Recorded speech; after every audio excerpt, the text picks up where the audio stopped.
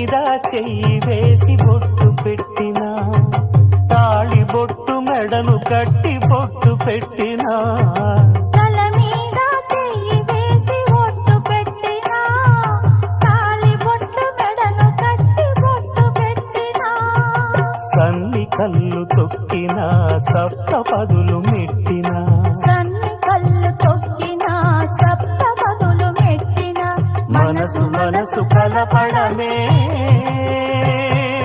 మంత్రం పరమార్థం.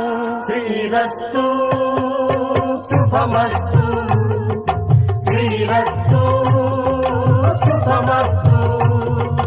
శ్రీకారం చుట్టుకుంది పెళ్లి పుస్తకం, ఇక ఆకారం